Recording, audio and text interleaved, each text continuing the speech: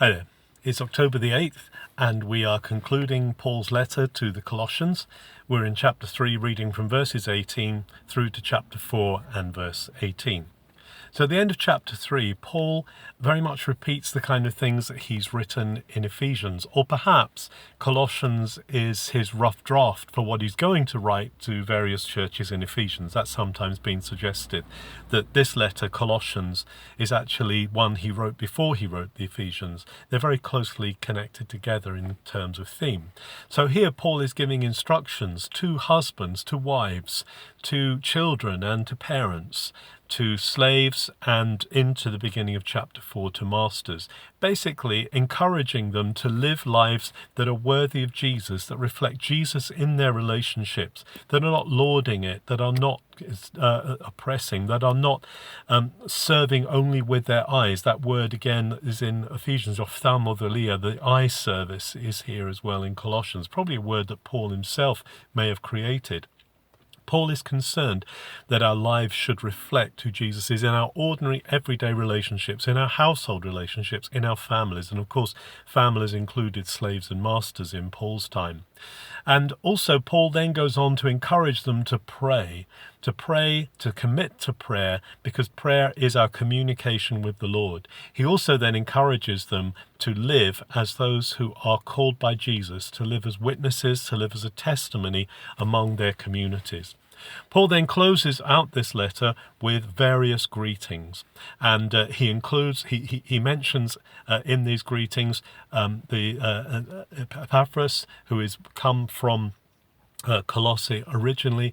He also mentions Onesimus, who is the runaway slave who he's going to send back to Colossae with the letter to Philemon, to Philemon, who is his owner, which is also connected to these particular letters that are written from prison.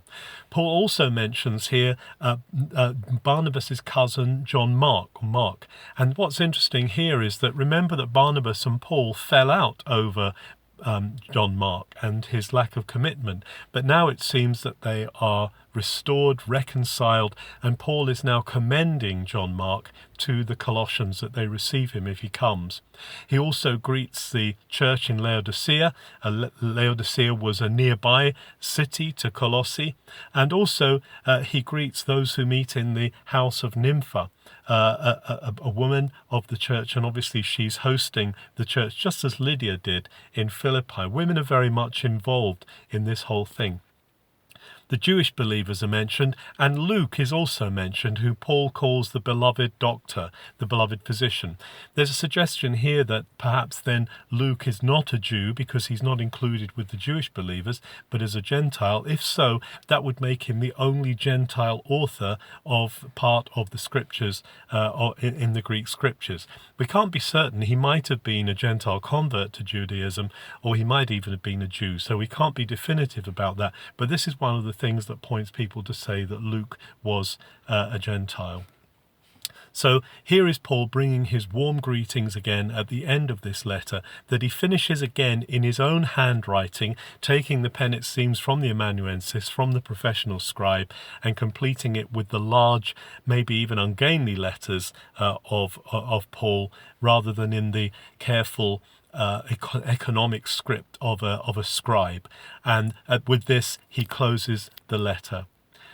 We see clearly Paul's desire for the things that he's spoken about at the beginning of this letter, the big picture of Jesus bringing us into the presence of God, that this has an effect on the lives we lead, on the ordinary everyday family lives that we live together. And therefore he is, for us, he's speaking to us as well in our relationships, that we should conduct ourselves in relationships which are going to bring blessing, not just to ourselves, which are going to be a witness to the people around us. Let's do that today and let people know that Jesus makes a difference to our everyday lives. Have a very good October the 8th.